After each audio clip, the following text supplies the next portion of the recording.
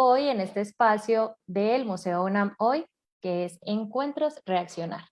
Encuentros Reaccionar es un programa que creamos hace algunos años en el Museo UNAM Hoy para reflexionar sobre el quehacer de los museos, y este espacio responde a las dinámicas que sucedieron a partir de la pandemia, y nos fortalecimos de esta manera por medio de la comunicación, del poder establecer lazos para reflexionar acerca de diversos temas que tallan al mundo de los museos y ser como ese espacio de diálogo y de concertación de opiniones. Entonces, justo este espacio es una propuesta muy dinámica. Va a ser, les voy a contar un poquitito a quienes nos están viendo cuál es nuestra manera de realizar el encuentro. Son preguntas y respuestas donde proponemos como una conversación muy fluida entre todas y todos ustedes. Hoy, para empezar, vamos a hacer una pregunta para iniciar, que es, ¿quién eres? Porque yo no voy a presentarlas y a presentarlos a nuestros invitados del día de hoy. La idea es que cada uno se presente y nos cuente qué hace, de qué se trata su proyecto, en un tema muy especial que tenemos hoy, que es Museos sin Muro. Hoy vamos a reflexionar sobre qué sucede cuando no hay un espacio físico tradicional, ese que todos vamos y visitamos, un edificio normalmente muy bien diseñado, con muchos elementos que nos indican que es un museo tradicional. Hoy nos vamos a salir de ahí, vamos a reflexionar de proyectos muy interesantes desde Colombia, Chile, Perú y México, que nos traen a colación temas muy interesantes sobre también las comunidades, reflexiones bastante importantes. Entonces, sin más, vamos a iniciar con la presentación. ¿Quién eres? Vamos a iniciar con Cintia Cuadrado, desde Perú. Bueno, hola, ¿qué tal a todos y todas? Gracias por la invitación. Bueno, yo soy arqueóloga, soy gestora, y bueno, me apasiona mucho el trabajo con las comunidades, el trabajo con la población, y ahorita justo tengo la suerte pues de trabajar en una zona tan interesante como la región de Puno, que es al sur del Perú, en el lago Titicaca, ¿no? Que es uno de los lagos más altos del mundo. Y bueno, hay una diversidad cultural tremenda que justamente esa es la que en estos momentos, con la que en estos momentos estamos trabajando. Soy parte del proyecto Capajñán Perú. El proyecto Capajñán cobra, digamos, importancia a partir de su declaratoria como patrimonio mundial, y sobre todo porque está inscrito en una serie de coordinaciones entre los países de Colombia, de Chile, de Argentina, de Bolivia, de Ecuador y también de Perú, justamente para resaltar de alguna manera toda esta importancia de lo que fue el sistema vial andino como un hilo conductor, conductor de diversidad, conductor de conocimientos, de saberes y de distintas narrativas, ¿no? Como un ente de comunicación muy importante que, digamos, cobra auge pues con la época inca, pero eso nunca se ha perdido, ¿no? Se mantiene vivo, se mantiene presente, y se reactiva cada cierto tiempo, y la pandemia es un momento interesante donde hemos visto cómo estos caminos volvieron fuertemente a la actualidad, ¿no? Y algunas tradiciones vinculadas a estas historias que a veces lo vemos como una posición pasada y antigua, ¿no? Entonces, eh, es ahí donde me dedico en estos momentos, en específico en esta región de Puno. Y bueno, a partir de eso, digamos que hay una serie de visiones interesantes, sobre todo de cómo entender este patrimonio cultural arqueológico desde una mirada más abierta, más presente, también donde podamos recoger estas narrativas, estos relatos, estas memorias que se tejen en este gran camino, ¿no? Y que son presentes finalmente, ¿no? Entonces, entender estas miradas del camino por fuera de lo arqueológico nos da una imagen mucho más humana, más viva, ¿no? Y que se inserta todo el conjunto de patrimonios culturales que existen de por sí ya en esta gran diversidad de Puno, ¿no? Muchas gracias, Cintia. Muchísimas gracias por tu intervención. Ahora de Perú nos vamos a ir hasta Chile. Vamos a conocer el proyecto donde trabaja Héctor Valencia.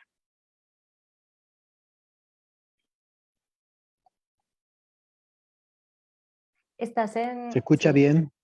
sí, te escuchamos perfecto. Sí, se escucha bien. Sí,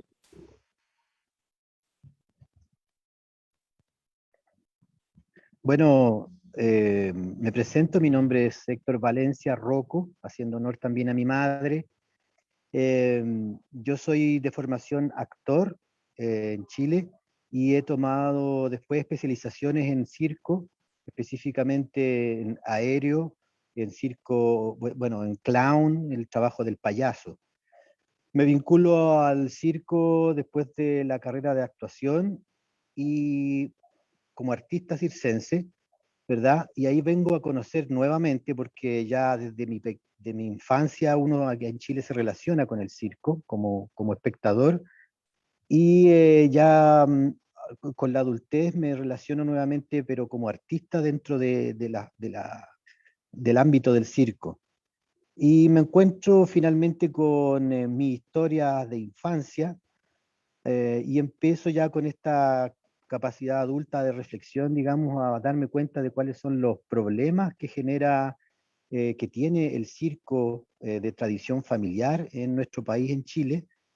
Y a partir de esas reflexiones donde decido montar un espacio permanente que ponga en valor el arte del circo que proviene de familias. Y ahí me embarco en el año 2013 en la creación de lo que es el Museo Itinerante del Circo Chileno. Ya van 8 años de este inicio y hemos pasado por distintas etapas en lo que es la construcción de este espacio museal. Nosotros, como ustedes les comento, yo no soy un hombre de museo, yo soy un hombre del lado de las artes. Por lo tanto, tengo que ir aprendiendo el lenguaje museal para poder conformar este espacio, ¿verdad? Y en ese aprendizaje es donde empezamos a explorar en la diversidad y en las posibilidades de distintos espacios para poder conservar el carácter itinerante del circo, pero además conjugarlo con el cuidado de las piezas que llegaban a nuestro acervo como museo. Por lo tanto, es un camino que se empieza a recorrer, que tiene varias etapas. Eh, Actualmente estamos justamente acá en la Casa de la Cultura de la comuna de La Florida, con nuestros carros museo, y está desarrollándose una actividad y está el personal del museo atendiendo también a visitantes. Pero eso es lo que probablemente les voy a contar más adelante, o no sé si el espacio está ahora para poder ir detallando, digamos, el trayecto de lo que es el Museo del Circo. Ahí me van orientando. ok. Pues esta primera pregunta es como el momento para presentarnos un poco las generalidades.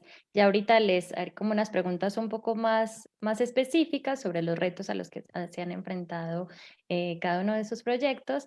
Pero si quieres contarnos un poco más, todavía tienes un ratito dentro del tiempo de Eh, intervención. no, prefiero las preguntas, así me ordeno. Perfecto. Muy bien, Héctor, muchas gracias. Vamos a venirnos hasta México y vamos a escuchar a Francisco Guaroco, que es el representante del colectivo Cherani, que nos va a acompañar hoy. Francisco, quiero preguntarte si quieres que pase algunas de las fotografías que tengo del colectivo. Hola, hola, ¿me escuchan? Bien, Sí. pues yo creo que sí es conveniente, creo que es bueno empezar como a, pues que fluyan las imágenes, creo que de esa manera se hace más interesante la plática. Perfecto. Ajá. Dime si quieres cuál carpeta quisieras que presentara. Eh, La que sea, no creo, no importa. Ok. Bien, bueno, pues mi nombre es Francisco Guaroco Rosas, soy artista visual de la comunidad purépecha de Cherán, Michoacán, aquí en México. Eh, en este momento vengo representando a un grupo de artistas locales que nos juntamos aquí en Cherán para hacer proyectos. Proyectos que tienen que ser o que son regularmente más encaminados pues a cuestiones del arte. Este, desde, desde el movimiento de abril para nosotros, el movimiento de abril es una ruptura muy importante aquí en la comunidad debido a que Cherán se levantó en armas en contra de los talamontes y del crimen organizado. Entonces realmente es un movimiento social que cambió el rumbo de la forma de vivir, de la forma del quehacer de Cherán, y creo que para nosotros como artistas locales, eso nos marcó mucho también, nos marcó mucho la vida, y creo que todo, gran parte de nuestro quehacer artístico creo que viene marcado ahora actualmente por el asunto del movimiento de Cherán, que fue el 15 de abril de 2011. Entonces, desde ese momento, la forma natural de trabajar en comunidad y de colaborar a manera de grupo entre nosotros como artistas, nos hizo generar varios proyectos. Uno de ellos es lo que nosotros le llamamos el proyecto Sharak Tacuaricuaru, que, que es un movimiento que hacemos aquí en la comunidad y que tiene que ver con la intervención del espacio público, propiamente con el asunto de las calles. Y aunado a esto también se genera a la par lo que nosotros llamamos el museo de sitio. El museo de sitio son las camionetas que quemaron durante el movimiento de Cherán y que estaban mucho tiempo estuvieron en las calles, y que posteriormente las utilizamos para llevarlas al bosque e intervenirlas, y que quedara a manera de un espacio abierto, de un museo al aire libre. Vemos aquí algunas imágenes que nos ayudan a apoyar un poco de lo que hacemos y lo que estamos trabajando. Aquí vemos algunas camionetas que están ahorita actualmente en el Museo de Sitio. Son instalaciones que trabajamos juntos con artistas locales y con invitados también que nosotros tenemos pues del interior del estado y también del país. Entonces es algo un poco de lo que hacemos aquí en Cherán actualmente. Muchas gracias, Francisco. Sin duda, creo que muy inspirador ver estos objetos en este espacio, seguramente, y ahorita ya conversaremos incluso con los interlocutores al respecto. Ahorita, para terminar entonces esta primera pregunta, vamos a escuchar a Michael Andrés Forero, de Colombia. Hola, muy buenas tardes. Muchísimas gracias, Catherine, por la invitación al Museo UNAM, y a pues, Cintia, Héctor y Francisco también por estar aquí. Voy a compartir mi pantalla para mostrarles algunas fotografías iniciales. Ahí se está viendo. Vale, perfecto. Bueno, pues Museo Q es un museo que nació más o menos hacia 2012. En esta primera parte, bueno, mi nombre es Andrés Pereira, antes que nada, soy arquitecto de profesión y museólogo. El museo arrancó hacia 2012, y algunos de los antecedentes que le dieron, digamos, origen al museo fueron como grupos universitarios que existían en varias universidades. Aquí pueden ver a la izquierda algunas fotografías de grupos que participaban en la marcha, grupos como de la Universidad Nacional, la Universidad de los Andes. Cada grupo de estos en Bogotá tenía grupos LGBT, y había como una subred que los agrupaba, que se identificaba como redes con doble D, y estas personas, digamos, tenían la intención de crear un espacio físico para recuperar la historia del movimiento LGBT colombiano, porque, digamos, había la necesidad o como que se notaba que había una ausencia en los museos sobre historias de estas poblaciones. Esto sucedió, sus redes, digamos, tienen una vida entre 2007 y 2012.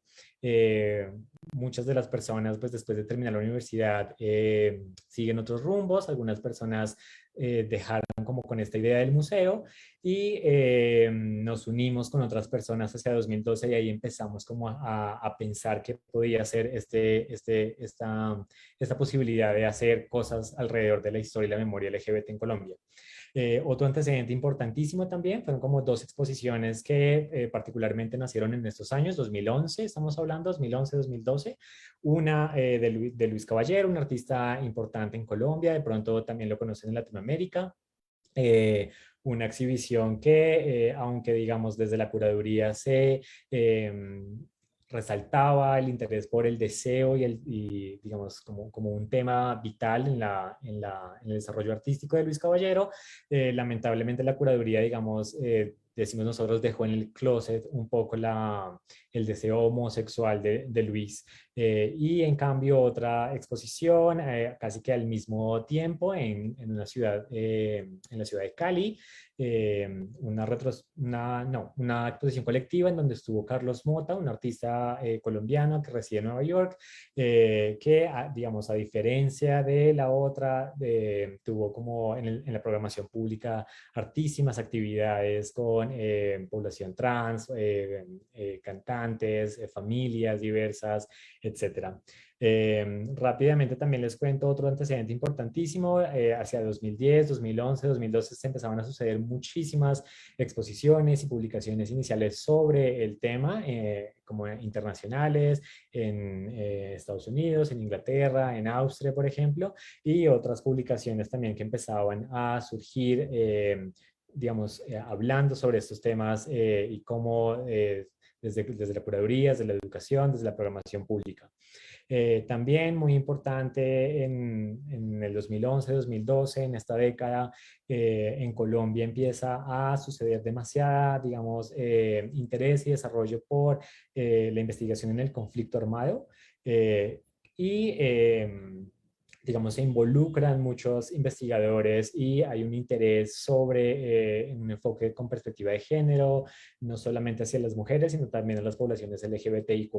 Y también en las artes, digamos, como lo evidencia acá esta revista, Errata, que salió más o menos publicada hacia el 2014, como una de las primeras publicaciones desde las artes que se empezaron a preguntar sobre estos temas.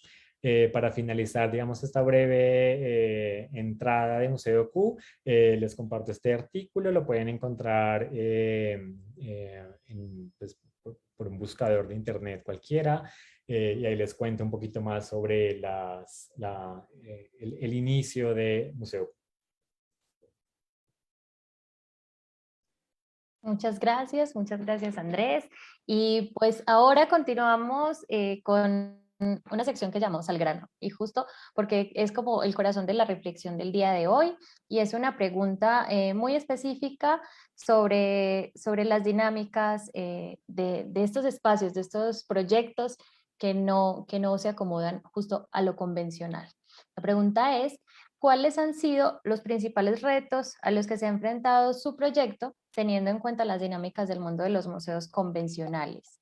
Y para empezar a responder esa pregunta, les recuerdo también a todas y a todos quienes nos están siguiendo por la transmisión en Facebook que la cuarta parte de este encuentro va a ser guiado por las preguntas de ustedes en los comentarios. Entonces los invitamos a que conforme, ahorita que ya conocen un poco más de cada uno de los proyectos y de nuestros invitados y invitadas, pueden escribir en comentarios sus preguntas, las inquietudes que tengan, y elegiremos dos para que al final las respondan nuestros invitados.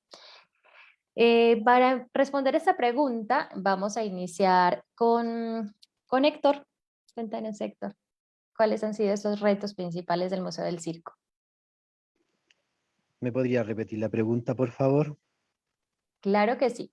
¿Cuáles han sido los principales retos a los que se ha enfrentado su proyecto, teniendo en cuenta las dinámicas del mundo de los museos convencionales? Bueno, nuestro espacio ha enfrentado varios factores que ha determinado finalmente en lo que tenemos actualmente. En Chile tenemos nosotros un sistema económico, social y político que no fomenta los espacios, por ejemplo, de memoria, no fomenta los espacios de patrimonio. Es muy complicado poder trabajarlo. Por lo tanto, es muy poco el acceso que hay a estos espacios, ¿ya? Dado eso es que el principal problema que nosotros nos enfrentamos cuando iniciamos este trabajo del museo itinerante, que es un acervo que se puede movilizar en distintos lugares, era justamente el espacio.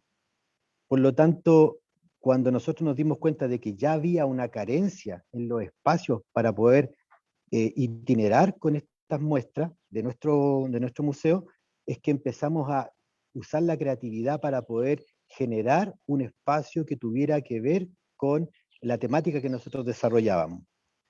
Dado eso es que empezamos en primera instancia a desarrollar el trabajo de un espacio fundamentalmente móvil. ¿Y qué es lo que tenía que ver para nosotros con el circo? Una carpa de circo.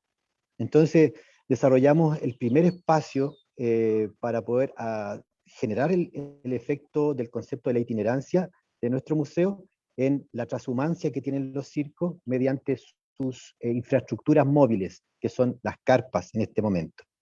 Por lo tanto, construimos una carpa con dimensiones que pudiéramos manejarlas de buena manera y que tuviera también acceso a los territorios, fundamentalmente, no a los edificios donde se generan mayoritariamente estos ejercicios de museo, sino más bien a los territorios, a las comunidades. Y este espacio itinerante de la carpa nos permitió justamente llegar donde no se podían asentar estos edificios o estas organizaciones, ¿verdad?, que estaban mayoritariamente en lugares de alta población, de un desarrollo urbanístico también, y nosotros pudimos entrar a estos territorios que no poseían eso. Dado eso es que construimos este primer espacio itinerante trashumante, que es una carpa circense que trajo un efecto bien entretenido, porque la gente al ver la carpa de circo asociaba el espectáculo circense.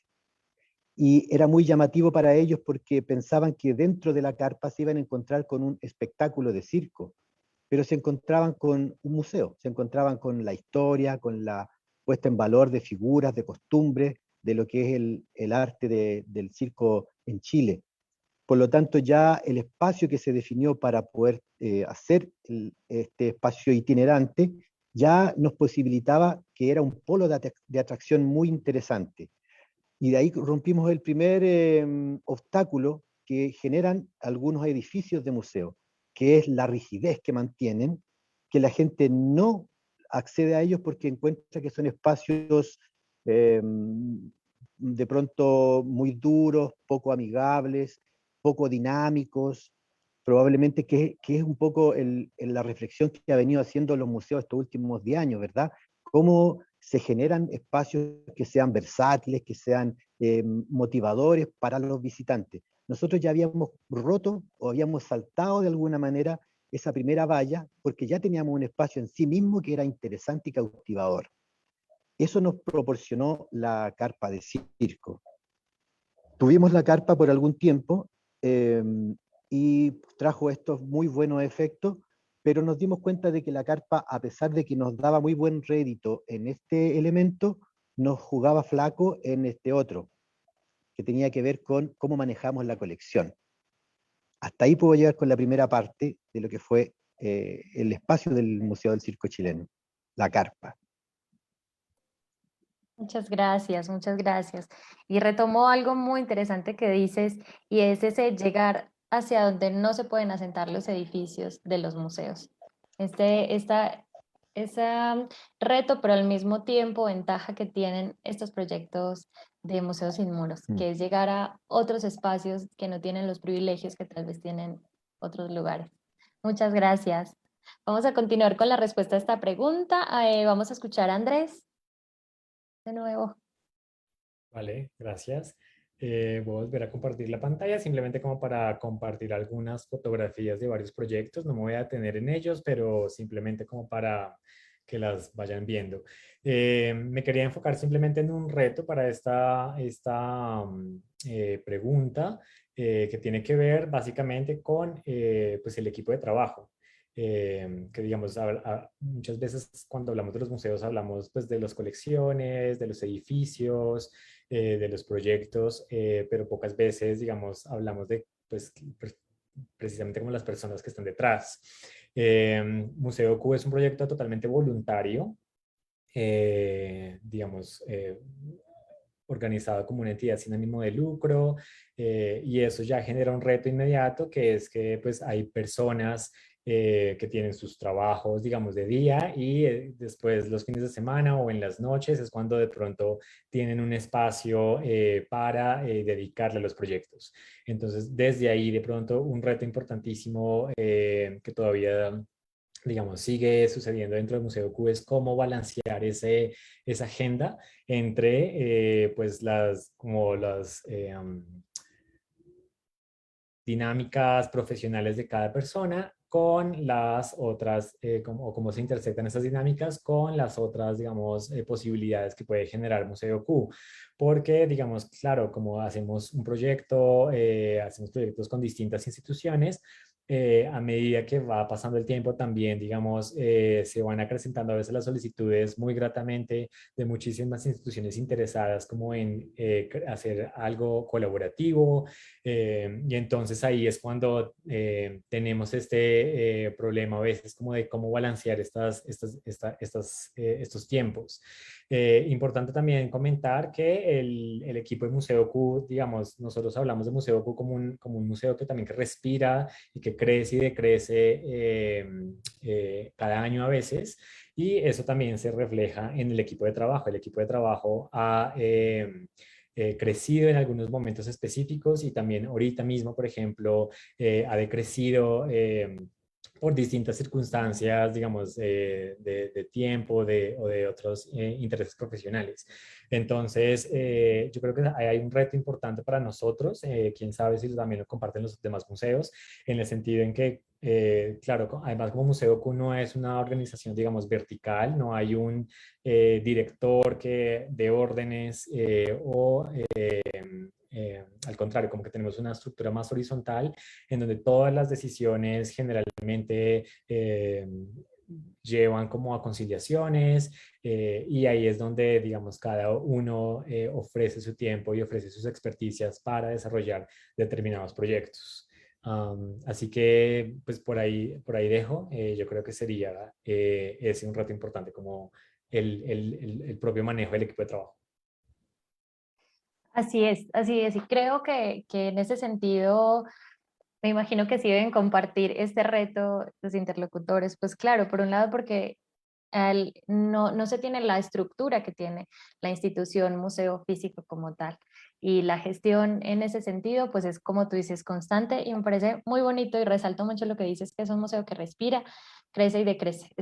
Considerar un proyecto de museo como casi un organismo que se mueve de manera muy orgánica. Eso me parece muy, muy, muy bonito.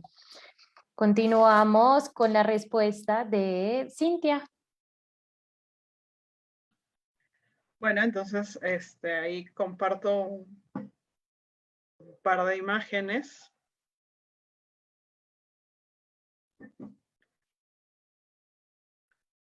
Digamos que uno de los principales retos del proyecto Capac Ñan en general es la diversidad de sombreros con los que nos enfrentamos, ¿no? Al ser declarado Patrimonio Mundial, tenemos una serie de acuerdos que respetar y de prioridades en relación a esta categoría de Patrimonio Mundial y que no se pierda. El segundo nivel, digamos, de interacción es justamente este más patrimonialista desde el mismo Estado, con el tema de su declaratoria como patrimonio cultural de la nación, propiamente, pero hasta ahí hablamos del elemento desde una mirada material, ¿no? Desde el elemento arqueológico como tal. Sin embargo, este elemento arqueológico se desencadena, se desenvuelve a través de distintos territorios, ¿no?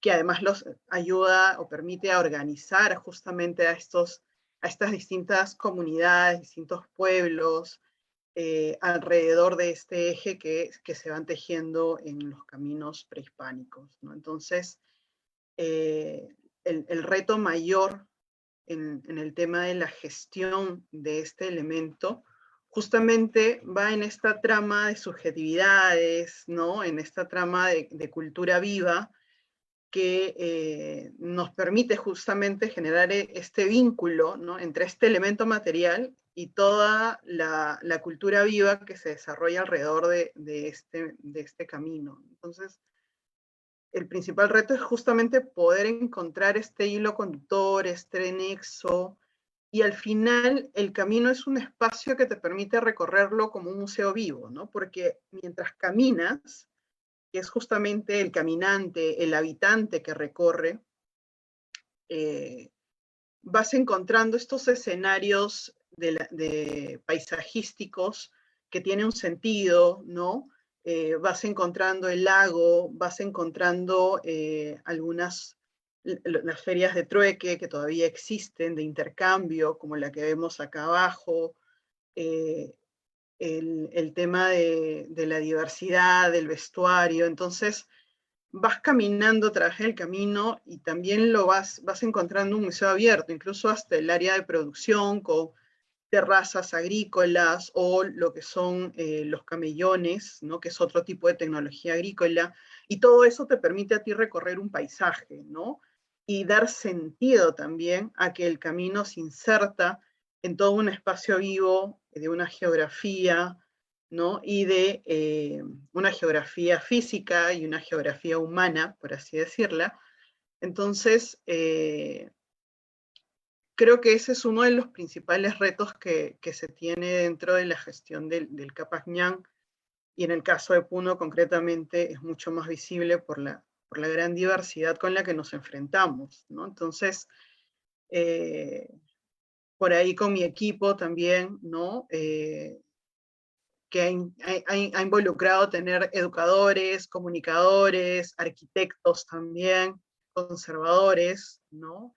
De poder ir entendiendo esta dinámica del camino como un eje conductor, como un eje de narrativas, y que además sigue siendo usado por la persona, por el habitante, ¿no? Por el ciudadano, dentro de las distintas dinámicas que realizan en el día a día, ¿no? Para desplazarse a sus áreas productivas, ¿no? A las chacras, ¿no? A los campos de sembrío, o para ir a pastear a los animales, ¿no? Entonces, hay todo un conjunto de narrativas presentes que a nosotros nos hace de alguna manera entender el camino entre espacios de mucha memoria colectiva, mucha memoria viva, y hay otros espacios abandonados donde no existe tal, ¿no? Y lo mismo, la misma materialidad entre presencia y ausencia de camino, y en esa conjunción, pues, viene esta serie de estrategias y también de retos o miradas posibles de cómo podemos abordar estas narrativas desde el habitante y no específicamente del visitante o del turista que a veces espera llegar, ¿no? Muchas gracias, Cintia. Rescato justo esto último que dijiste, el ver el espacio desde el habitante, desde la comunidad. Creo que también es una de las grandes características de estos proyectos que estamos viendo hoy. Y también algo que mencionas y es este asunto vivo, este asunto también muy conectado con la naturaleza, en el que justo ahorita se conecta con nuestra siguiente respuesta, que es la de Francisco, porque este museo a cielo abierto en un bosque en Cherán es también tiene una conexión muy especial con lo que acabas de mencionar tú, Cintia. Francisco, cuéntanos. Ujú. ¿Quieres igual que pasa imágenes? Sí, sí, claro. Bien, pues podemos decir que en Cherán se gestaron las condiciones adecuadas para que surjan movimientos de esta naturaleza. Son escenarios que muchas de las veces nosotros no planeamos. El hecho de que haya raíces culturales, ancestrales, y que haya un grupo de artistas trabajando desde hace más de 20 años, junto con la participación de jóvenes y el surgimiento de un movimiento social en la comunidad, todo esto suscita una renovada toma como de conciencia cultural y genera pues un trabajo artístico comunitario que muchas de las veces nosotros no planeamos. En general, nosotros los artistas aquí de Cherán nos reunimos por un bien común, pero también el de repensar la producción artística individual, es decir, constantemente estamos replanteando nuestra producción y cuestionándonos sobre nosotros mismos, donde los procesos creativos nacen en gran medida de los usos y costumbres, las tradiciones del territorio, del entorno en general. Bajo este contexto, surge la necesidad de centralizar la producción artística para los museos convencionales. De este modo se incluye no solo a los, a los, inter, a los interesados en el arte, sino se utiliza y se involucra también a la población. Es así como se toman los muros de las calles para montar exposiciones y realizar intervenciones en espacios públicos de la comunidad, espacios abiertos donde todos pueden ver y participar. De esta manera acercamos al arte también a la comunidad, para que en gran parte de la población, porque en gran parte de la población, en muchas de las ocasiones aquí en la comunidad no puede acceder a un museo. Nosotros creemos en nuestros propios proyectos, sabemos de los alcances también que tiene para la población y cómo ha influido para generar también una sensibilidad para la misma población. Nos damos cuenta que el principal reto como que no es crearlo también, sino mantenerlo. Estamos presentes de estamos presentes que no estamos como reconocidos mediante alguna institución. Tal vez el no pertenecer o el no estar constituidos como tal, representando una institución, también nos hace un poco más, como que más vulnerables también en ese sentido. Creo que es uno de los retos principales en la comunidad, es seguir manteniendo, es seguir involucrando a la comunidad, es seguir que nosotros mismos sigamos haciendo trabajo como artistas locales y que juntos sigamos fluyendo y que siga habiendo este tipo de participación para que tanto el museo en sitio que tenemos en el bosque como los proyectos de muros que hacemos en la comunidad sigan. Entonces creo que también gran parte del compromiso es como que ese reto de mantenerlo, pero mantenerlo también a veces a costa pues de lo más básico, incluso sin recursos. Creo que es una de las prioridades que nosotros tenemos aquí ahorita en la comunidad. Sí, definitivamente acabas de tocar un tema muy clave y es esa vulnerabilidad por autorrepresentarte y lo que dices de el reto no es crear sino mantener, y mantener no solamente en términos económicos, sino también mantener vivo dentro de la comunidad ese espíritu que apoya el proyecto y que se identifique con el proyecto, porque en ese sentido va a ser mucho más, como más exitoso y más fructífero el trabajo. Muchas gracias. Ahora pasamos a la tercera parte, que en lo personal es una parte que me gusta bastante, que se llama reto y diálogo. Y es una parte donde cada uno y una de ustedes le hace una pregunta a uno de sus interlocutores. Para esas preguntas vamos a iniciar entonces con Cintia. Cintia, ¿quién le quieres preguntar y qué le quieres preguntar? Sí, justamente escuchando la experiencia de Francisco, cómo enfrentar este tema de, claro, hay la memoria que se da en determinado momento, pero cómo enfrentarlos, digamos, con las nuevas dinámicas actuales, presentes. O sea, pienso un poco en donde vengo trabajando. Entonces, claro, hay mucho enfrentamiento entre la memoria del pasado, ¿no? Las personas mayores, frente a los jóvenes que están en otra dinámica, más insertos a la modernidad, digamos. Entonces siempre hay una pugna, digamos, ¿no? Por resarcir una u otra historia que se va formando, una historia nueva. Entonces, en estos espacios, cómo confluir finalmente ambas dinámicas, ¿no? Sí. Nosotros, de la experiencia que tenemos como grupo, como colectivo, estoy hablando desde un punto de vista más local, que tiene que ver propiamente con la forma de organización y con la manera de cómo nos encontramos aquí en nuestro entorno en Cherán.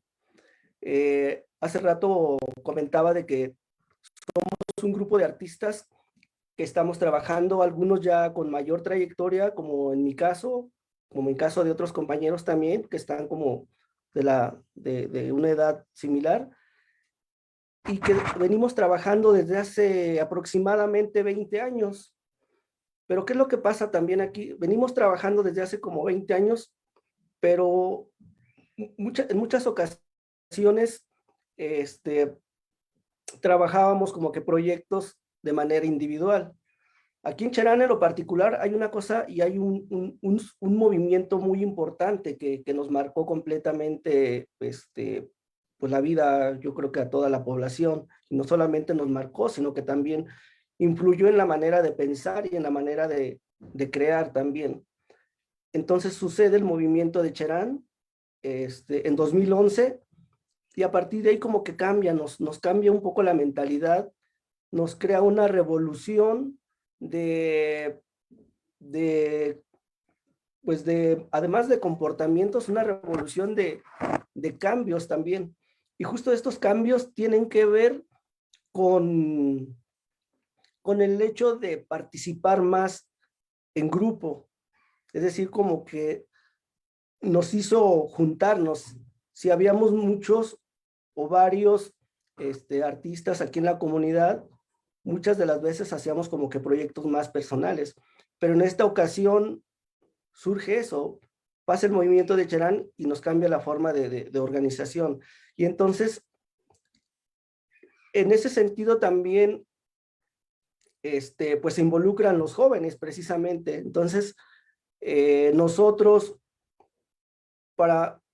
desde el punto de vista como yo lo veo, nosotros no nos acercamos tanto a los jóvenes, sino que quiero pensar que también los jóvenes se unieron con nosotros, y a partir de ahí generar un grupo como que más completo en la cuestión de compartir ideas, de compartir experiencias, porque ahorita actualmente pues tenemos gente que tiene un poco más trayectoria, que tiene más reconocimiento, junto a otros que también apenas van empezando, involucrándose en la cuestión del arte propiamente. Y no solamente eso, sino que también se está generando algunas otras actividades como lo que hacemos, que son hasta globos de papel de China, y que juntos, de manera como natural, también vamos a decirlo así, se va juntando el equipo de jóvenes, el equipo de niños, y todos tienen una participación dentro de una organización y dentro de una planeación más de comunidad, más de de pueblo. Y eso es interesante porque eso en Cherán lo estamos viviendo completamente y cómo no estamos separados ni la gente que tiene más edad o más trayectoria junto con la gente o con los jóvenes o con los niños que también van iniciando en este campo del arte y no solamente en eso, sino que también los que no están involucrados en la cuestión artística también se van juntando y se unen con nosotros para juntos empezar a trabajar y generar proyectos. Creo que eso es algo muy importante aquí en la comunidad. Muchas gracias, muchas gracias. Pues es que me imagino el impacto tan grande que tiene el arte justamente en las comunidades. Y pues ya que estabas tú respondiendo la pregunta, cuéntanos, ¿a quién le quieres tú preguntar? Yo me quedé pensando en el Museo del Circo. Me quedé pensando en cómo lo veí, comentaba el compañero de Chile, que cómo imaginas una cosa, pero al entrar encuentras otra. Es decir, como que te cambia esa perspectiva también. Quisiera que nos contaras un poco más esa parte del centro, del contenido de adentro. Mira, bueno, con la conversación también uno va haciendo las reflexiones en el momento. Efectivamente es muy similar a lo que tú planteas en el proyecto de la intervención del bosque. La gente se va a encontrar en el bosque con un prejuicio, ¿verdad? Y de pronto se empieza a encontrar con esto otro y el análisis cambia. Nosotros abordamos la misma manera.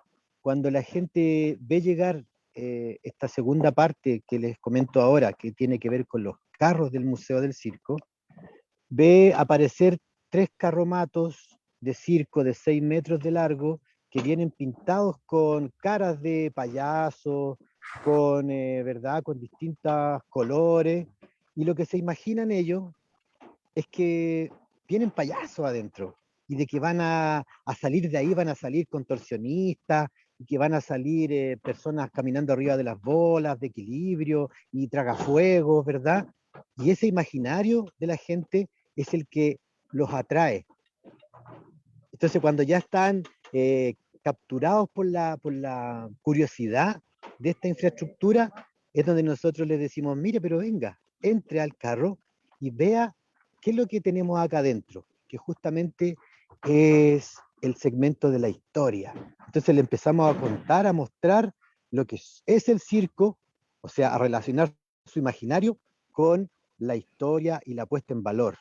Entonces, lo abordamos igual que cuando tú interviniste el bosque, que tú ocupaste el bosque para que la gente fuera naturalmente a buscar algo y se encontrara con otra cosa que le genera una reflexión finalmente.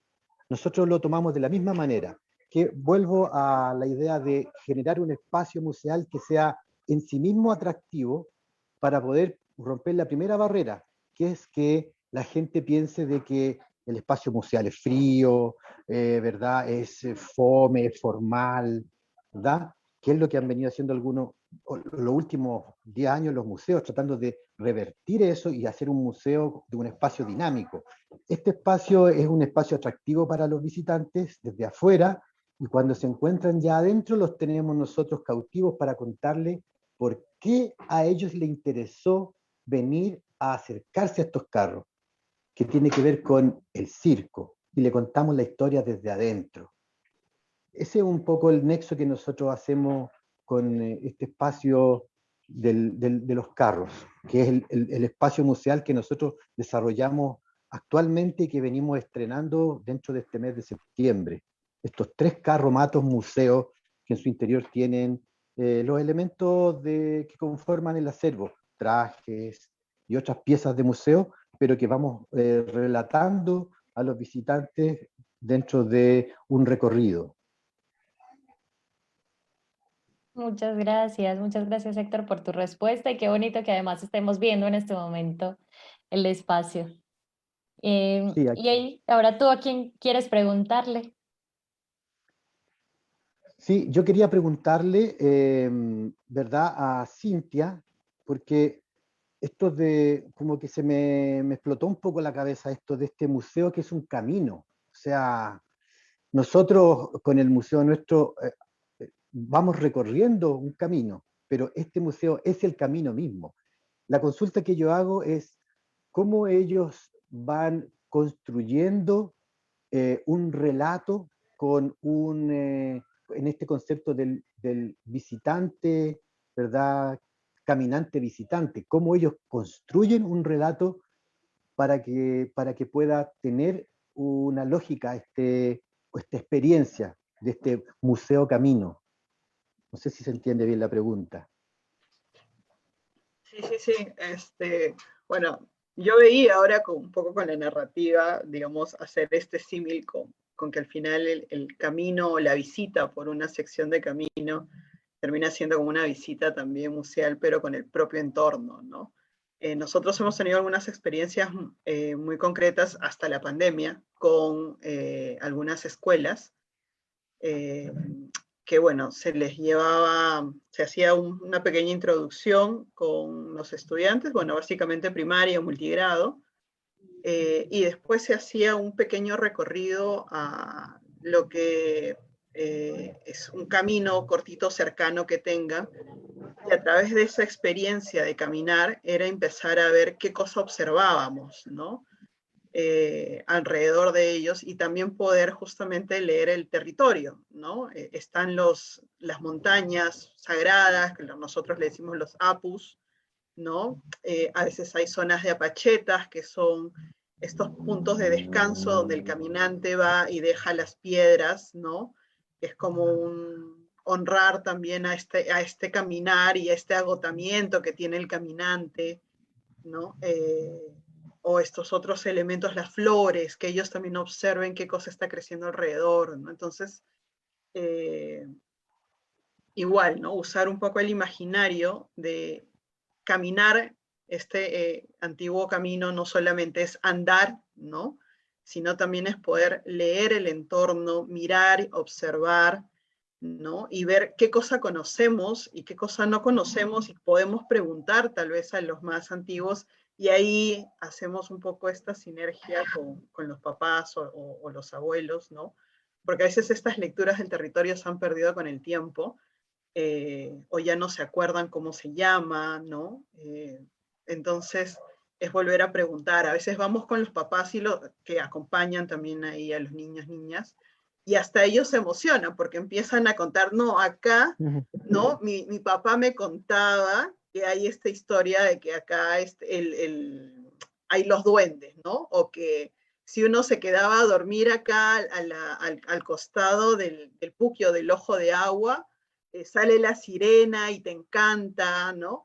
Entonces a partir de eso empiezan a aflorar también las historias desde los mismos papás o a veces los profesores que llegan solamente a enseñar a ese pueblito y a veces ni siquiera sabían ese conjunto de narrativas y también ellos pues lo empiezan a absorber como parte también de lo que después puedan ir construyendo en el aula, ¿no? Entonces son experiencias muy cortitas, digamos, con los estudiantes y ahí ya va pues tal vez con la última pregunta de salida, que es parte de los retos, ¿no? Que ya ahí se vienen pues ideas bastante grandes desde esta mirada del habitante, ¿no?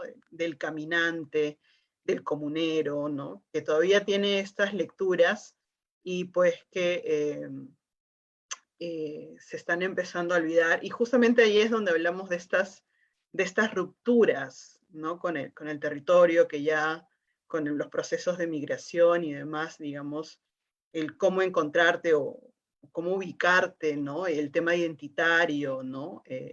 Se van fragmentando justamente porque no terminamos por entender dónde nos estamos moviendo, ¿no? Eso. Muchas gracias, Cintia. Muchas gracias por esa respuesta y por las preguntas. Nos falta Andrés por lanzar su pregunta. Bueno, la conversación me ha hecho pensar mucho, especialmente con el museo, en el museo de Cintia y en el de Héctor, el tema del, y bueno, el de Francisco también igual lo alcanzó a comentar por ahí, el tema del acervo y de las colecciones, porque generalmente, pienso yo, los museos sin muros generalmente a veces no tienen, pues como no tienen muros, no tienen esas posibilidades de generar procesos, no sé, de archivo y de acopio como sistemático. Pero entonces me causa sorpresa de pronto como en el caso de Héctor que lo comentó, que igual tienen objetos, y en el caso de pronto de Cintia, como todas estas memorias orales y todos estos archivos que son un poco como más sensibles, la pregunta es cómo están consolidando esas colecciones entonces, o cómo, digamos, hay una pregunta por las colecciones en sus museos, porque desde Museo Q, por ejemplo, aunque tenemos un acervo muy chiquitito, no hacemos colección, digamos, activamente. Nuestra misionalidad no pasa por acopiar una colección y un archivo, sino como por usar esos archivos para divulgarlos de otras formas y de múltiples formas. Eh, pero entonces me causó curiosidad en sus museos, de alguna forma, como si hay una pregunta por las colecciones en sus museos. Qué interesante pregunta. Y creo que pueden responder los tres si gustan. No sé quién quiere empezar. Voy a contestar yo porque como tengo muy frágil la mente, después se me va a olvidar la pregunta. Muy Mira, bien. nosotros estamos trabajando con una comunidad que es una de las últimas comunidades nómades que quedan en el mundo, ¿verdad? Que son los circenses. Y hasta el año 2011, en nuestro país no había desde la academia una investigación formal de lo que era la historia del circo. Por lo tanto, los 200 y pico años que tiene nuestro circo en Chile, recién tiene una recopilación a partir del año 2011. Entonces, nosotros hemos tenido que indagar en más que en lo que hay, en lo que se ha perdido. Por lo tanto, nosotros hemos venido construyendo nuestro acervo desde la reconstrucción de lo que ya no existe, dado que estas comunidades, dado su carácter nómade, no tienen un lugar de asentamiento donde guardar o no tienen una valoración todavía precisa de que ellos son constituyentes de patrimonio. Por lo tanto, nuestro acervo se ha venido haciendo en el, en el diálogo con la historia que nunca se escribió. Por lo tanto, hemos venido reconstruyendo esta historia que ya no existe de alguna manera, de manera física. Por lo tanto, nuestra colección apunta a piezas que no pertenecen generalmente al circo, sino que pertenecen a la comunidad, a su sistema de vida y a su necesidad por construirse para permanecer viva. No sé si me logro explicar. Así hemos ido construyendo el acervo, por lo tanto, tenemos también muy poquito. Nosotros tenemos alrededor de 70 piezas, no más que eso. Y partimos como con 15 piezas. Entonces hemos venido reconstituyendo la historia que no existió y que solamente ha traspasado de manera oral. Y en base a esa oralidad es que nosotros hemos podido reconstruir algunos elementos de objetos para poder seguir contando esta historia. No sé si logro responder de alguna manera a la consulta de Andrés. Sí, súper. Y además, digamos, me haces pensar porque en un proyecto reciente que hicimos, que es un libro sobre patrimonio queer, estaba un poco la pregunta acerca de qué puede ser el patrimonio queer y qué, digamos, características podría tener y qué también retos le pone lo queer al patrimonio. Entonces me hace pensar igual también estas inquietudes acerca de como de las vidas efímeras y de las vidas, no, de las vidas nómadas en el territorio. Y ese ir a la reconstrucción, o sea, ir a la búsqueda de la colección, se me hace muy bonito y justo algo que diferencia mucho de los museos tradicionales, que normalmente se forman a partir de una colección ya dada. esta es una característica muy particular y qué bonita reflexión. Ahora, Francisco y Cintia quieren también responder a esta interesante pregunta. Sí, a mí, en realidad nosotros hemos pensado, o sea, empezado en medio de la pandemia, justamente, o sea, todo esto que hemos ido narrando, todo lo que he ido narrando, de alguna manera ha sido más en el proceso de la práctica, ¿no? Del qué hacer dentro de la gestión, de cómo ir involucrando a la comunidad, ¿no? A la población dentro de este vínculo con el camino. Y lo que te comento era parte de un taller, ¿no? O sea, poder hacer esta actividad con los niños, niñas, ¿no? De escuela primaria, ¿no? Pero ya a partir de la pandemia sí hay un proceso ya más formal de ir pensando toda esta serie de potencialidades de las actividades que se realizaron eh, y entender también cómo podemos sistematizar todos estos procesos, ¿no?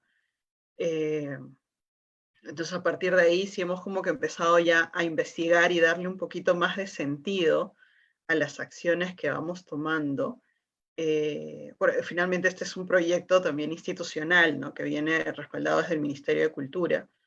Entonces, la idea sí es justamente ya, se han ido trabajando algunas cuestiones, ya hemos hecho algunos talleres donde hemos trabajado el tema de los mapas parlantes, ¿no? Donde también la misma gente va dibujando su territorio y va identificando en estos mapas que ellos nos cuentan cuáles son sus elementos, los elementos de su vida, los elementos más importantes en su vida diaria, ¿no? Donde involucran pues justamente el tema de las montañas, el lago, las áreas productivas, las danzas, ¿no? Sus iglesias también. Entonces, y a partir de eso ya se ha empezado como que a sistematizar, a grabar lo que ellos nos van narrando en cada una de sus exposiciones y a transcribirlas también, ¿no? Entonces, digamos que la pandemia nos ha dado ese espacio para pensar, reflexionar y también cómo hacer que esto finalmente retorne, ¿no? Que es tal vez lo más importante, no retorne solamente al grupo de investigadores o académicos, sino también retorne directamente a la población, ¿no? Y a partir de eso es el gran proyecto que está ahí formulándose, que creo que en algún momento hablamos con Catherine también sobre el tema de la musealización del camino, ¿no? Entonces, es poner ya en práctica, es dar sentido, ¿no? Dar sentido de esta lectura del territorio, dar sentido al tema de las memorias, ¿no? Que se tejen, que todavía están vigentes, ¿no? Sobre todo en las personas adultas. Y poniéndolo en contexto actual, la pandemia, ¿no? En Perú hubo mucho, en medio de la pandemia, cuando se cerraron todo, hubieron muchos retornantes, ¿no? De la capital salió un montón de gente caminando hacia sus pueblos, ¿no? ¿Y qué caminos usaron? Justamente el Capajñán, ¿no? Estas rutas antiguas. Entonces, es también retraerla nuevamente a la memoria y decir, bueno, esto está fresco, ¿no? Y internamente se seguían caminando para llevar y hacer efectivo el tema del intercambio, del trueque, ¿no? De un pueblo a otro pueblo. Entonces, eso es algo que queremos retraerlo a partir de esta propuesta de musealización del camino, ¿no? Muchas gracias, Cintia. Y Francisco, ¿quieres responder la pregunta Sí, de Andrés? gracias. Nosotros, el proyecto de Museo en Sitio, particularmente, todas las obras y las instalaciones que se encuentran ahí en el bosque, pues nuestro plan que tenemos, ¿qué va a pasar con ellas o qué va a suceder también con todo lo que ahí pasa, con todo lo que ahí sucede, lo que hay ahorita actualmente? No tenemos como, bueno, en el Museo de Sitio no existe pues ahora sí está al aire libre, está en el bosque, y solamente lo que tenemos y que también es algo muy importante para nosotros es que, por ejemplo, el párroco aquí de la comunidad, el padre Sergio, que también está involucrado en esta cuestión del arte, él nos tiene mucha confianza y nos tiene, siempre está ahí siguiendo lo que hacemos y dónde estamos involucrados. Entonces, en esa parte creo que es muy importante porque él ayuda a conservar un poco este tipo de momentos. Es decir, él quiere forzosamente también que nosotros tengamos un registro de todo lo que va pasando y todo lo que va sucediendo. No solamente en el museo de sitios, sino también acá en la comunidad, cuando trabajamos con los muros, cuando hacemos exposiciones en las calles.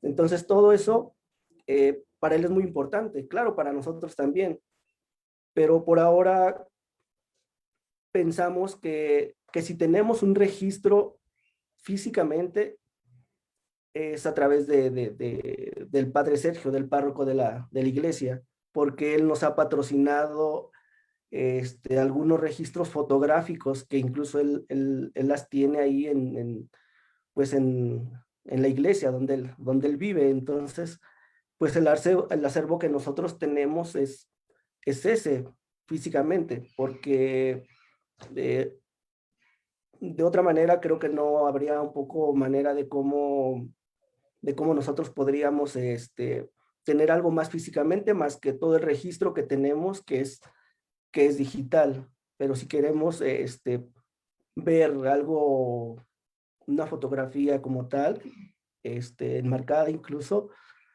tratada, puede ser ahí con el párroco de la iglesia. Él nos ha ayudado mucho en esa parte de conservar nuestro registro de todo lo que estamos haciendo. Y hay una buena cantidad de imagen, de fotografía y video que es parte de nuestro acervo, pero acervo digital, pero hacerlo ya más físico, creo que el padre en ese sentido nos ha ayudado mucho. Solo un comentario chiquitito, a mí me parece súper interesante como estas situaciones como en la que como que hacemos cosas, pero que en nuestros propios archivos también a veces quién los tiene y eso se vuelve toda una pregunta también, digamos, porque claro, somos museos y pues hay que pensar en la propia como memoria de lo que uno hace. Entonces, súper interesante esta conexión con el padre, porque claro, si uno investigaría un museo, a mí jamás, por ejemplo, se me ocurriría ir donde el padre para un museo que no tiene nada que ver probablemente con, con la religión o lo que sea, pero probablemente hay una conexión muy fuerte con la comunidad, así que es súper interesante esto. Sí, definitivamente. Y yo quedo con la duda, Andrés, ¿tú cómo te responderías tú mismo la pregunta? El Museo Q, ¿cómo concibe su colección y cómo la maneja? Pues, digamos, para nuestro primer proyecto sí realizamos una convocatoria y acopiamos obras. Y en el segundo proyecto también expositivo hubo algunas donaciones que nos hicieron un par de artistas, dos, tres artistas. Entonces digamos que tenemos como un acopio de 8 obras y aparte esta organización que al comienzo les comentaba, Redes, recién comenzamos, una de las personas nos había donado como un acervo que él había construido durante un tiempo y que en este momento está siendo digitalizado a través de una colaboración que estamos haciendo con una universidad, y que esperamos que el otro año ya esté, digamos, la posibilidad de que todo el mundo pueda consultar digitalmente qué hay en ese acervo. Pero también muy interesante de pronto que ha pasado aquí en el contexto, de pronto bogotano específicamente, y es que hay muchas iniciativas, digamos, Museo Q es una de muchísimas iniciativas que está de alguna forma relacionada con sectores sociales LGBTIQ. Hay iniciativas que de hecho están solamente enfocadas en construir archivo y archivo, por ejemplo, de drag queens y de drag kings, como de la historia drag en Colombia, o por ejemplo, ahí también hay otros archivos de específicamente comunidades trans.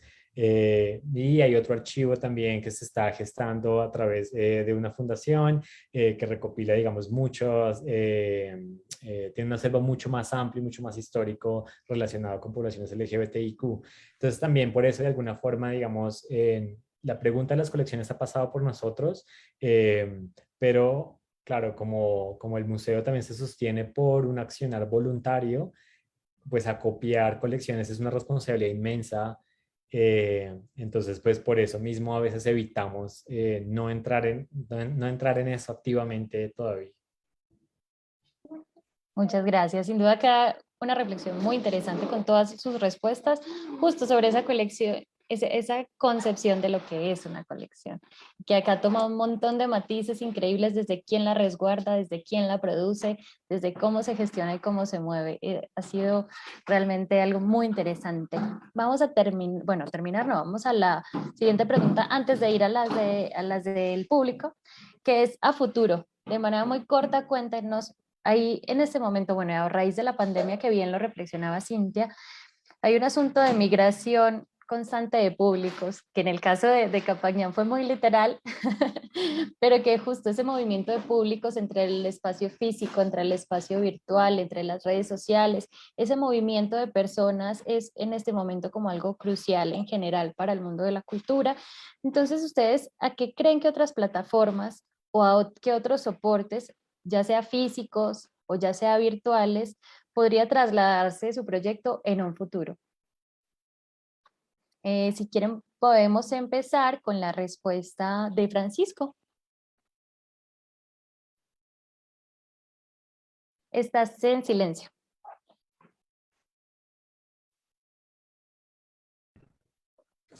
Bien, creo que ya nos escuchamos. Bien, refiriéndonos a esta pregunta, en Cherán ha sido como proyectos propiamente, nosotros lo pensamos propiamente para la comunidad, que tienen que ver con momentos de la comunidad, con la historia de la comunidad. Por lo tanto, los mismos espectadores, es el mismo público de Cherán que también lo involucramos a que participe junto con nosotros en los proyectos, que se involucre en lo que estamos haciendo. En ese sentido, creo que como el espectador es el mismo pueblo, pudiera ser que el público en este sentido para los proyectos de tanto como museo de sitio como la pinta como la pinta de los muros en la comunidad, creo que puede estar garantizado. Y pero no solamente eso, nosotros también a futuro nos visualizamos con que nuestro proyecto como que habrá más espacios, que lo conozca más gente, que siga creciendo aún más. Entonces, nuestro compromiso es como seguir trabajando, es seguir enriqueciendo el museo de sitio, es seguir haciendo proyectos, es seguir teniendo invitados, es seguir involucrando la participación de más gente y no dejarlo caer. Entonces, es seguirlo proyectando, seguirlo manteniendo. Y claro, también la difusión, todas las nuevas plataformas son muy importantes.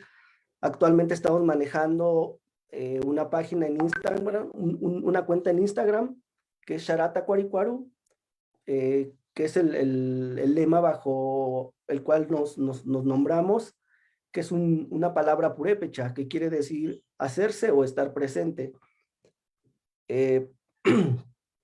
Pero pues yo creo que ahí está el reto también, seguirnos manteniendo y que no lo dejemos a medio camino. Entonces yo creo que para todos los proyectos, tanto de Cintia como de Andrés, como del compañero Héctor, creo que se llama, de Circo, pues seguir con este tipo de proyectos. Ya empezamos ahora, entonces pues no hay que dejarlo, hay que seguir insistiendo, hay que seguir trabajando, hay que seguir molestando a la gente, hay que buscar las alternativas para que los proyectos sigan y que no queden tampoco solamente como locales. Entonces tenemos que darlos a conocer y tenemos que abrirlos y tenemos que hacer que lo conozca pues todo el mundo, no solamente que se queden aquí. Creo que son proyectos muy interesantes, son proyectos que valen la pena que lo conozca también otro público, otro tipo de gente, y pues el reto ahí está. Entonces, a futuro tenemos que seguir manteniendo estos proyectos. Muchas gracias, Francisco. Y creo que es una inquietud que se ha manifestado en varios momentos en este evento, y es ese mantenerse, que es un gran reto dentro de estos proyectos tan abiertos y de una gestión compleja. Ahora cuéntanos tú, Cintia, ¿cuáles son los retos de este tramo del Capañán? Bueno, Pero algo más que los adelante. retos, ¿cuáles son esos soportes a los que puede moverse o han pensado que pueda moverse el proyecto? Sí, yo creo que uno de los retos más grandes que se tiene es poder, en lo personal, todo este tema de la musealización del camino, ¿no? Darle esta lectura al camino a partir de los caminantes que todavía le dan uso, y poder hacer este ejercicio de generar estas paradas con estas narrativas que existen todavía en la memoria, y es parte también de cómo ir conservando este acervo, apuntando sobre todo a la propia comunidad, ¿no? Para que no se pierda ese sentido del camino y del territorio, ¿no? Y la otra gran parte es, claro, ya desde un punto de vista más de sostenibilidad y de los compromisos pues, que hay con las otras instituciones, sí poder generar también este mismo recorrido, pero desde la virtualidad, ¿no? Haciendo estos mapas ya digitales, ¿no? Y digitalizar un poco el camino, con estas narrativas que puedas encontrar el PDF con el testimonio de la persona, una foto de esa parada, ¿no? Entonces que también se pueda generar como alternativa ese recorrido virtual de esta parte del Capañán en Puno, ¿no? Pero igual todavía son imaginarios míos, a donde en algún momento llegaremos, pero yo creo que lo más importante es el tema de la musealización, ¿no? Dentro de estos espacios rurales que todavía tenemos en Puno, y también dentro de la misma ciudad, porque el camino también atraviesa la ciudad de Puno. Entonces es poder poner algunos puntos ahí que permitan reflexionar, ¿no? al ciudadano de la ciudad, ¿no? Y que también entienda, digamos, cómo es que existe como tal y cuáles fueron los medios antiguos, ¿no? Y las historias que narran estas principales avenidas, que a veces están vinculadas a estas narrativas de peregrinación, o de pasacalles, con el tema de las danzas de la Candelaria, por ejemplo, que es muy conocida en Puno. Entonces, la idea es esa, ¿no? Poder musealizar y poder también retraer, poner en tapete el tema del camino, del Capañán, en el hoy, ¿no?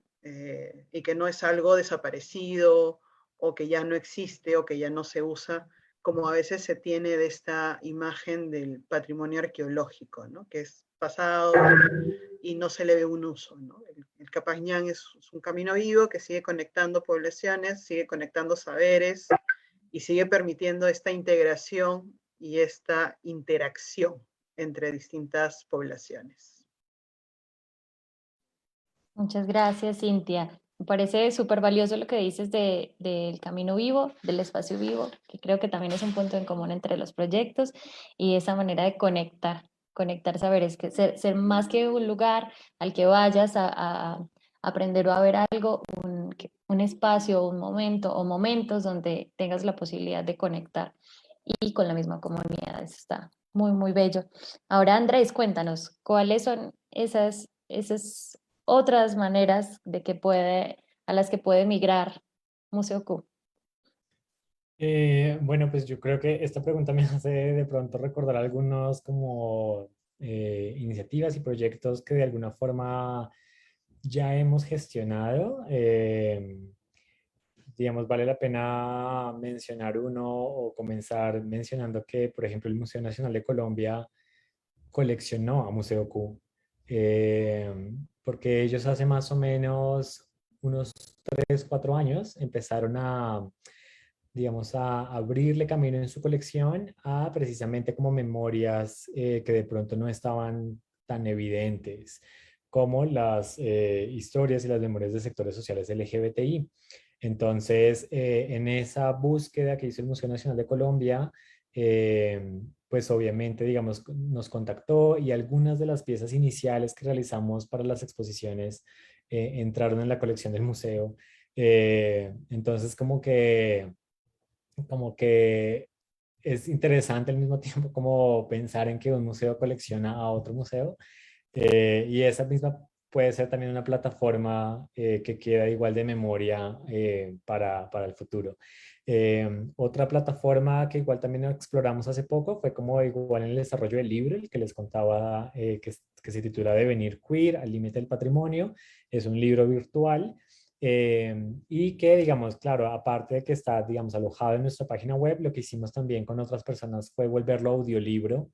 Y entonces ese libro en PDF y ese audiolibro está ahora disponible en la Biblioteca Digital de Bogotá, que se puede consultar por internet, o en la Biblioteca Nacional de Colombia. Entonces, como que esa plataforma y pensar el museo también como un espacio de investigación que no solamente puede generar, digamos, exposiciones o programación como conversatorios y talleres pedagógicos, sino que de alguna forma también puede generar procesos de investigación y puede generar pequeños libros editados o que sean, digamos, hechos por el propio personal del museo, también puede generar otra plataforma que queda ahí también, además que un libro tiene otras, a diferencia de una exposición, tiene otras dinámicas también distintas en las bibliotecas, en los colegios, en las universidades, entonces también es muy interesante esa posibilidad. Y como lo comentaba también Francisco, pues estas propias charlas, digamos, esto también queda de alguna forma eh, pues hay personas que ven este video ahorita mismo, hay otras personas que lo pueden después hallar y tanto el año pasado como este año hemos tenido la fortuna de poder, digamos, estar participando en algunas charlas. Este año por lo menos, por ejemplo, en Perú y en Argentina, y en diciembre vamos a estar en otra con otros museos también que, digamos, tienen búsquedas similares en una conferencia online también que va a estar disponible en diciembre. Así que eh, chévere, igual, de todas formas que estos espacios sucedan y igual como también como unas felicitaciones también al museo por propender también como que que estas conversaciones ojalá también se alojen y también ustedes mismos armen su archivo digital con todo, como con todas estas conversaciones que suceden. Muy buena idea. Sí, de hecho, pues hace parte como igual de este servir esta memoria de lo que se ha hecho, porque además han sido conversaciones muy ricas. Y rescato lo que dices de esta movilidad, esta experiencia de que un museo colecciona un museo y cómo el museo puede como, como este proyecto puede alojarse en diferentes momentos, en espacios que tienen esa plataforma de alguna manera física, pero que tiene al mismo tiempo esa libertad de irte de un lugar a otro. Y hablando de movilidad, vamos entonces con Héctor del Museo del Circo para que ya nos cuentes porque no sabemos si ya el Museo del Circo puede moverse hacia otras cosas, porque realmente ese concepto de movilidad es muy claro dentro del proyecto, pero ¿cuáles son esas opciones, esos planes hacia dónde podría migrar el Museo del Circo, Héctor? Cuéntanos. Bueno, compartir que como ustedes ya se dieron cuenta, yo ya estoy en una migración constante. Voy en un Sí. auto ahora terminando la actividad del Museo Circo de hoy. Vamos camino a la casa con parte del equipo del museo que está por ahí, se ve. Me pasan dos cosas con la pregunta. Una es que como yo les contaba, el Museo del Circo está relacionado a un el-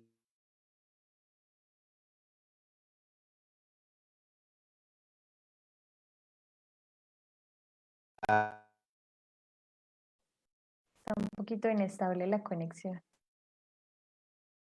Si quieres, Héctor, y si me estás escuchando, podrías tal vez apagar tu cámara para ver si la voz fluye y escuchamos tu intervención.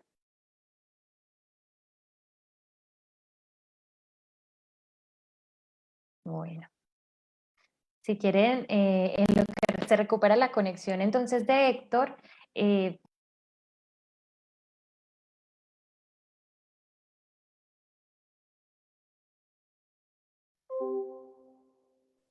Catherine, tu audio. ay, perdón, sí, justo. Estaba diciéndoles que vamos a esperar si se puede restablecer la conexión con Héctor. Y mientras tanto vamos a pasar a una parte como final, de alguna manera, de este encuentro, que es una pregunta que nos hacen del público.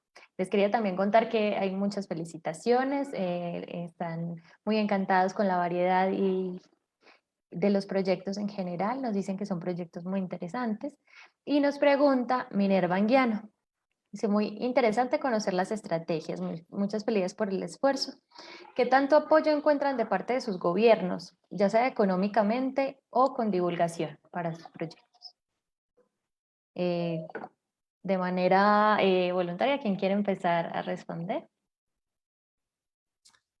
Si quieren puedo iniciar yo. Adelante. Digamos, para Museo Q es súper importante, de hecho, los portafolios de estímulos de cultura que existen acá, tanto en la ciudad de Bogotá, con el gobierno de Bogotá, así como con el gobierno nacional. Porque de otra forma, como les contaba, digamos, nosotros, pues, digamos, dedicamos nuestro tiempo, pero los recursos provienen muchas veces de estos portafolios, son, digamos, becas públicas a las que uno se tiene que postular y de alguna forma hay cierta, digamos, competencia por esos recursos.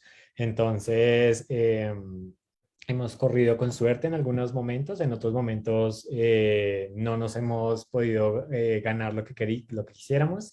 Pero ese también es otro reto, digamos, anclado como una de las preguntas que ha salido aquí, porque de alguna forma queremos pensar cómo también buscar recursos, otros recursos que no dependan necesariamente como de estas bolsas públicas, para, digamos, además hacer proyectos que de pronto necesariamente no estén alineados con políticas culturales específicas.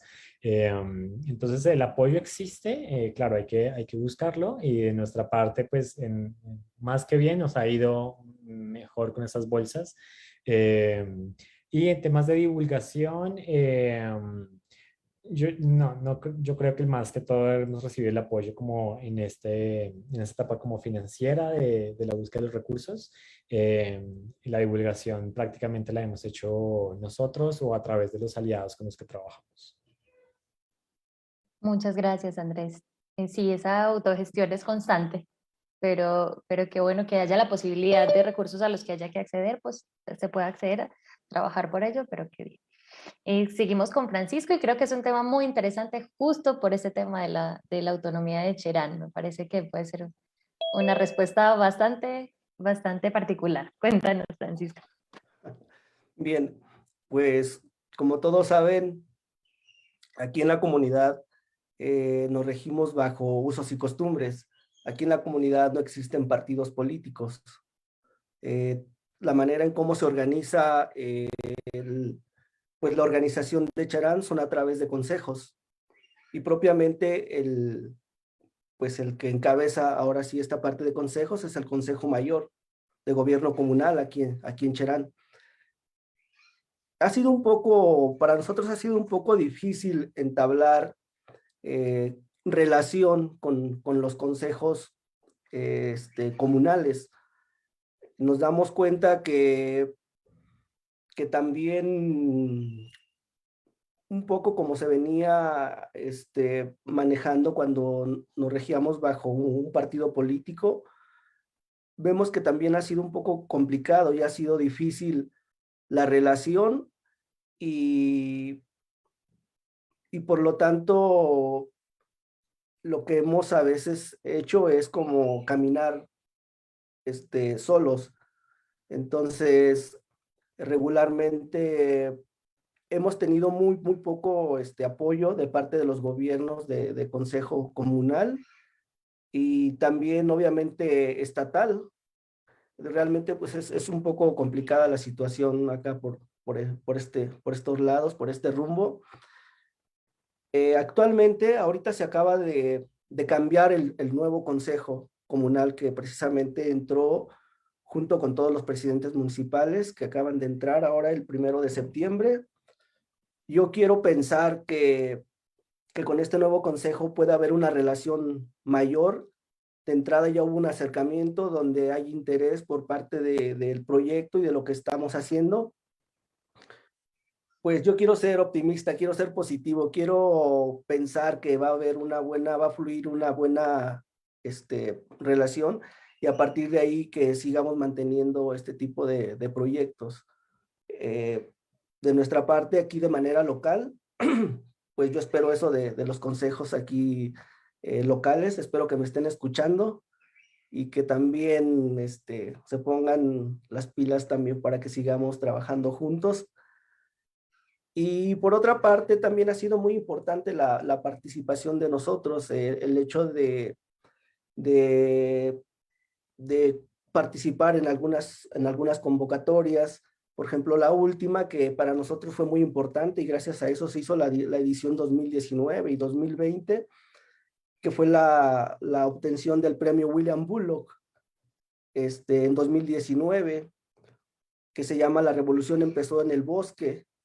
Esto gracias también a la museóloga y gestora cultural Livier Jara, que fue la que nos apoyó también en ese sentido, junto con el artista visual también y Ismael Merda.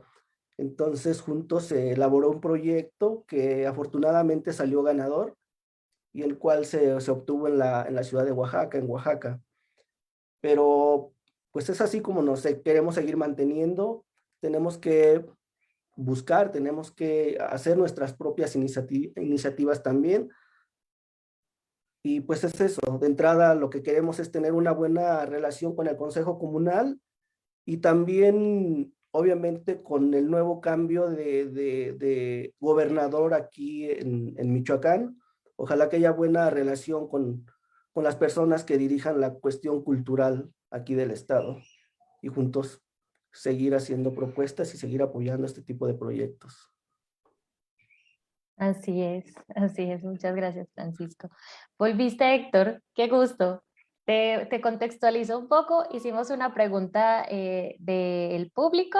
Minerva Anguiano que nos preguntó qué tanto apoyo encuentran de parte de sus gobiernos, ya sea económicamente o con divulgación. Entonces, más bien sumaría las dos respuestas si nos quieres contar un poco de lo que nos venías contando de las plataformas a las que se puede mover el Museo del Circo y esta respuesta de qué tanto apoyo encuentra el Museo del Circo en el gobierno o en entidades estatales. Sí, mil disculpas, ya estoy asentado, ya no soy más trashumante, estoy aquí en mi casa, por lo tanto tengo algo mejor de conexión.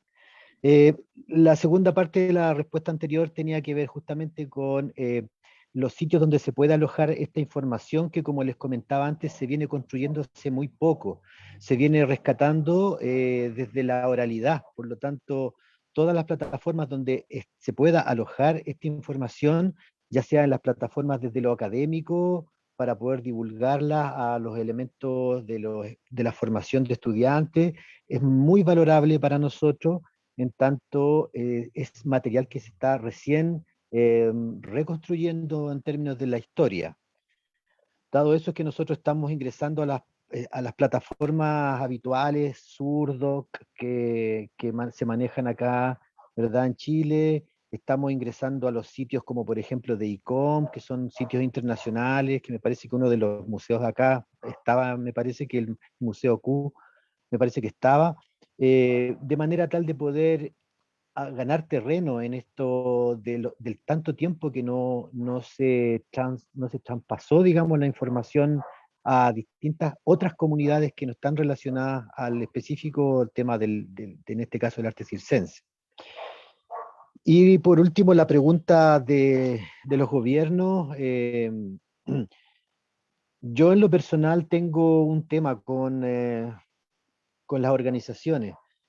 Nosotros como trabajadores del arte, como decía uno de nuestros grandes personajes, que es Víctor Jara, nosotros somos trabajadores del arte, siempre vamos a estar en la vereda de al frente de las organizaciones, de los estados y de los gobiernos, porque somos complicados para ellos, somos complicados para el poder. Los bufones venían al rey y le pinchaban la panza para poder reírse de ellos y decirle al público lo más descarnado que era esta autoridad. Por lo tanto, siempre vamos a tener una relación tensa con la autoridad. En específico, nosotros hemos construido el Museo del Circo con un proyecto específico que hay para museos acá, pero es un departamento que permite postular, pero que no genera una inercia en los demás elementos del Estado en Chile. Por lo tanto, solamente queda en una obtención de recursos y que no potencian, digamos, una cadena de producción del elemento cultural. Eso al menos sucede acá. Entonces, si bien es cierto, nosotros tenemos una relación que tiene que ver netamente con el elemento de recursos para generar algún tipo de proyecto específico, como por ejemplo los carros de circo que ustedes estaban viendo. El eslabón se corta ahí, porque no funcionan los otros organismos, digamos, en concatenación para poder hacer que estos recursos que se entregan tengan un efectivo uso, digamos, en el aparato estatal. No sé si logro explicar bien, que el aparato estatal no está concatenado acá para que estos recursos finalmente puedan viajar de buena manera por los distintos departamentos del mismo Estado. Entonces, nosotros, ¿qué es lo que hacemos? Afortunadamente, nos vamos a la comunidad. Entonces, la relación con el Estado es para poder conseguir los recursos, pero como el Estado no tiene un eslabón claro y un mecanismo de fluidez de estos productos, nosotros podemos volver a la comunidad, que finalmente es lo que nos interesa, porque nos desarrollamos en el ámbito popular. Entonces, ahí es donde nosotros podemos darle el uso a estos recursos y finalmente estamos donde tenemos que estar, en el territorio, en el poblador, en los procesos, ¿verdad?, de las comunidades. Ahí estamos insertos, no digamos en la esfera de los segmentos del poder. Más o menos por ahí es como yo podría estructurar esa respuesta. Muchas gracias. Muchas gracias, Héctor. Creo que está bastante claro y tiene una relación muy bella y muy directa con el mismo concepto de lo que es el circo y toda esta idea de lo nómada que nos has contado. Y bueno, y algo muy bonito de este encuentro es que hay en situaciones muy diferentes, y porque vamos a cerrar con Cintia Cuadrado, que justamente Capañán es un proyecto del gobierno. Entonces nos gustaría que nos contaras un poco sobre esta experiencia en particular, entonces, que tiene que ver justo con el uso de los recursos y el apoyo estatal. Sí, bueno, el Capañán es uno de los poquísimos, y se cuenta con una mano, creo, proyectos que parten como una política pública vinculada a la protección de patrimonio arqueológico y que además parten con un presupuesto, ¿no? Entonces, sale de un presupuesto de un porcentaje de los ingresos turísticos en Cusco, ¿no? Y de ese porcentaje se divide un porcentaje menor, como creo que es como el 30%, ahorita no estoy muy segura. Y de ese 30%, pongámosle, 50% va para una gestión del tema del sistema vial andino, sistema vial Inca específicamente a nivel nacional, y el otro 50% se queda en Cusco, justamente para atender la demanda local, ¿no? Claro, con el tema de la pandemia todos nos hemos visto perjudicados porque no hubo ingresos y ahí hemos estado padeciendo con la ejecución de proyectos y sobre todo con el cumplimiento de los compromisos locales, ¿no? Porque Capañán tiene como 8, 10 proyectos a nivel nacional y todos en territorio, ¿no? Entonces, trabajar en medio de la pandemia con esta limitación de recursos ha sido bastante complicado, sobre todo con las otras contrapartes, las comunidades o los gobiernos locales, ¿no? En donde siempre se han estado realizando actividades, ¿no? Entonces, por el contexto, ahorita estamos bastante limitados, ¿no? Pero desde el marco institucional también hay un espacio interesante que podemos aprovechar, ¿no? Al menos como Ministerio de Cultura, Proyecto Capac Ñan, no nos van a cerrar las puertas las otras instituciones de los otros sectores, ¿no? Entonces podemos articular, y ahí viene ya nuestra chamba de gestión, nuestro trabajo en gestión de poder articularse en nuestro caso, con el Ministerio de Educación, por ejemplo, para trabajar lo que es la educación básica alternativa, que es educación para adultos, por ejemplo, ¿no? Justamente desde esta mirada del tema de la pertinencia cultural, de la diversidad, ¿no? O con las municipalidades provinciales, con los gobiernos regionales. Entonces, si bien a veces estamos carentes de estos recursos para gestionar o para tomar acciones, digamos, algunos proyectos de envergadura, de índole más de impacto social y demás, nos queda pues felizmente articularnos con otras instituciones y poder lograr estas acciones, estas actividades, ¿no? Tal vez logística nos falta, pero tenemos recursos humanos, ¿no? Los especialistas. Entonces, ya, ok, no nos ponemos de acuerdo, nosotros vamos, pero hacemos los talleres, pero poder conseguir la camioneta para que nos desplace, nosotros llevamos los materiales, etcétera, y ahí vamos solucionando y vamos logrando los objetivos, ¿no? Que es lo principal. Entonces, de esa manera vamos dando movilidad, vamos permitiendo que también se dinamice y no nos quedamos estancados, ¿no? Entonces, creo que estos contextos con los que nos encontramos dentro de la gestión abre puertas. También hemos trabajado mucho con los agentes culturales, colectivos culturales que hay en la provincia, desde esta mirada, ¿no? O sea, podamos hacer algún conversatorio, o podamos trabajar alguna actividad, entonces nosotros aprovechamos este marco institucional para dar los espacios con otras instituciones y poder articular, ¿no? Una función importante que hemos ido trabajando desde Capac Ñan es poder ser articuladores, ¿no? Desde estos escenarios que nos permite ser institución pública, y dar estas aperturas justamente a los colectivos y asociaciones culturales, ¿no? Desde lo local. Así es. Muchas gracias, Cintia. Qué buena reflexión acerca de la articulación, porque, y exacto, cuando hablamos de recursos, pues sí, no solamente recursos económicos, sino que también tener esa posibilidad es muy valioso. En el chat está Vega, Antidogma, Claudia Mendiola, todos envían saludos. Olivia comenta que todas las participaciones han sido muy claras y dan ganas de ir a visitarlos. Yo la verdad conozco solamente una partecita pequeña del Capac Ñan, pero sí quiero ir también a visitarlos a todos y ver y enterarme más ya de viva voz y en presencia de todos los proyectos. Yo cierro con algunas de sus reflexiones. Hablar de un proyecto de museo que ocupa el territorio más allá de que es un espacio, que es un proyecto que ocupa un territorio, que es un proyecto que respira, que crece, como nos decían al principio, y que definitivamente está completamente conectado con las comunidades, con las personas, con los territorios y con los espacios.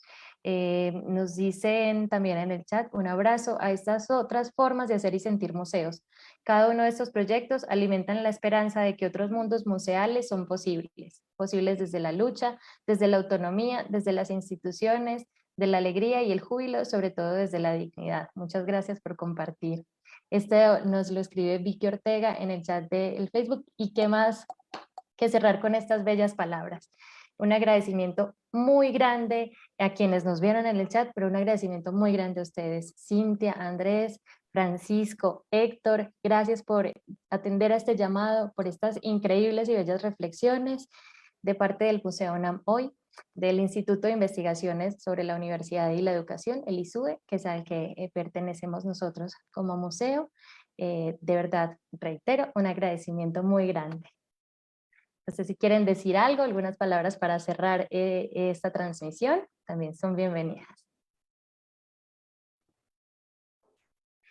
Bien, yo me quedo con todo lo que comentamos ahorita. Me quedo con el asunto que comentabas, que es un trabajo que es de comunidad, que es también para las comunidades. Y como dijo el compañero Héctor, también nos quedamos con el asunto donde es bueno no depender tanto de las cuestiones gubernamentales. Entonces, como dijo, pertenecemos a una comunidad, somos de comunidad y vamos a seguir trabajando para la comunidad a costa de todo. Yo de manera particular agradezco a todos los participantes en los proyectos aquí en Cherán, a todos los artistas invitados, a todos los involucrados, a todos los que están apoyando de alguna u otra manera el proyecto Charata Cuaricueru, que es hacerse o estar presente aquí en la comunidad. Agradezco a todos los que han colaborado. Gracias.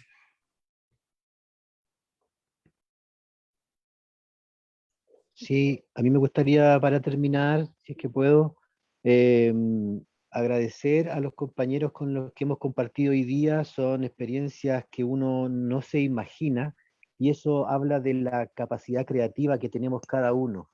Y eso es lo fundamental para poder generar un proceso que hable de la memoria, que hable de la dignidad y que hable de la historia. Así que yo los felicito en que me hayan también abierto un poco la mente, en que se puede construir museos desde múltiples lugares. Así que va mi grato abrazo para ustedes y también para la universidad por habernos considerado. Muchas gracias. Sí, yo me uno a la felicitación a Cintia, a Héctor y a Francisco, porque obviamente conocer sus proyectos y conocerlos a ustedes también es una inspiración totalmente para nosotros. Y recordarles pues a todas las personas que nos ven que pueden seguir las redes de Museo Q. Nosotros estamos muy activos a veces en Instagram, a través de Museo Q o en Facebook. O haciendo la página web museoq.org y ahí pueden encontrar pues una recopilación de todo lo que hemos hecho y cualquier pregunta, cualquier cosa nos pueden escribir a museoq@gmail.com.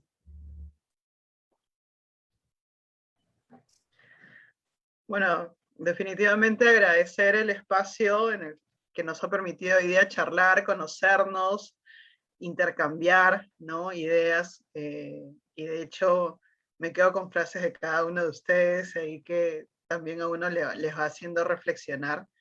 Y nada, me encanta esta idea de pensarnos, nos debemos a la comunidad, ¿no? Entonces creo que ahí viene la labor principal y la comunidad en un sentido amplio, ¿no? De estos encuentros con otras personas, ¿no? Y en esa idea, pues creo que podemos seguir creciendo, ¿no? El arte, la cultura es importante y a veces en este estado moderno, pues nos olvidamos de ello, ¿no? Cuando es justamente el elemento cohesionador, el elemento que nos identifica y que nos va uniendo, ¿no? Así que nada, gracias por la invitación a este espacio tan interesante y tan rico a nivel de conocimiento, ¿no?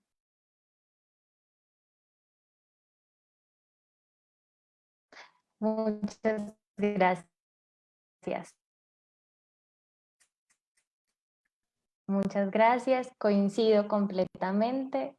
Qué espacio tan rico y tan agradable. Los invitamos también a seguir Museo UNAM hoy, Facebook, quien nos acompaña, y a nuestros ponentes. Cerramos oficialmente este encuentro reaccionar. Que tengan una excelente noche.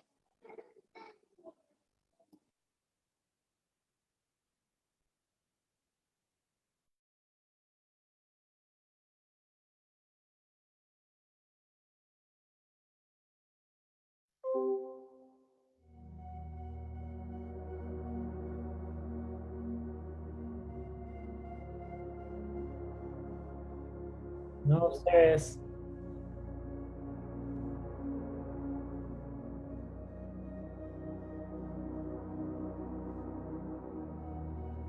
Sí, yo estaba dudando si era mi internet más bien.